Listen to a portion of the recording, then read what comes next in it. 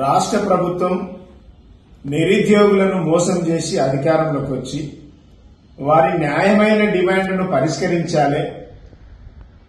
Groups prelims క్వాలిఫైకి 1:50 నుంచి 1:100కు పెంచుతామని Congress party ఆ రోజు అధికారంలోకి రాగానే చేస్తామని చెప్పి మాట ఇచ్చింది.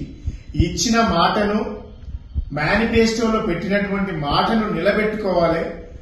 మా జాబ్ క్యాలెండర్ ను రిలీజ్ చేయాలి, మాకు ఉద్యోగాల నోటిఫికేషన్ ఇవ్వాలి అని డిమాండ్స్ తోని గత కొద్ది రోజులుగా కాంగ్రెస్ పార్టీ అధికారంలోకి వచ్చిన నాటి నుంచి అనేక రకాలుగా విద్యార్థులు నిరుద్యోగులు ప్రయత్నం చేస్తా ఉన్నారు, నిరసన తెలిపేటువంటి ప్రయత్నం చేస్తా ఉన్నారు.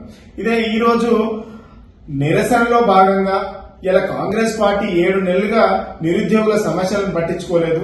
వాళ్ళ సమస్యలు వినడానికి ఒక మంత్రి ఒక అధికారి కూడా అందుబాటులో లేకపోవడం, దాన్ని విద్యార్థులు తీవ్రంగా మనస్తాపం చెంది శాంతియుతమైనటువంటి పోరాటం చేయాలనేసి గత కొద్ది రోజులుగా నిరుద్యోగులు చేస్తా ఉన్నటువంటి కార్యక్రమాలు. దాంట్లో భాగంగానే ఈ రోజు పబ్లిక్ సర్వీస్ కమిషన్ ముట్టడి శాంతియుతంగా తెలిపేటువంటి కార్యక్రమం చేస్తే ఇలా ఎట్లాగో అందుబాటులో మంత్రి ఉండడు, ముఖ్యమంత్రులు ఉండరు, అధికారులు ఉండరు.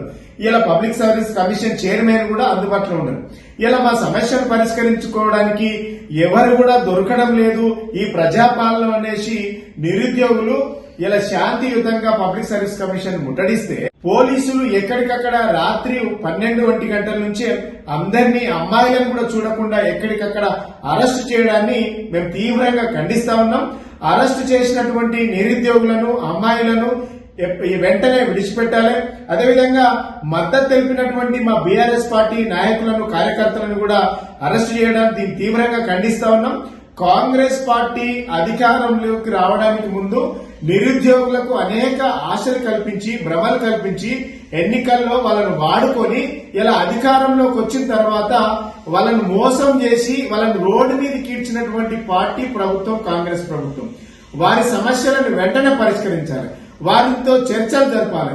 వారు అడుగుతున్నటువంటి న్యాయమైనటువంటి డిమాండ్లను ఈ కాంగ్రెస్ పార్టీ ఈ కాంగ్రెస్ ప్రభుత్వం వెంటనే సమస్యను పరిష్కరించాలి. లేదంటే వారికి మద్దతుగా వారు చేస్తున్నటువంటి న్యాయమైనటువంటి పోరాటానికి బీఆర్ఎస్ పార్టీ ఇప్పటికే మద్దతు తెలిపింది. భవిష్యత్తులో కార్యాచరణ మేము రూపొందిస్తాం, వారికి మద్దతుగా నిలబడతామని కూడా ఈ సందర్భంగా గుర్తు చేస్తాం.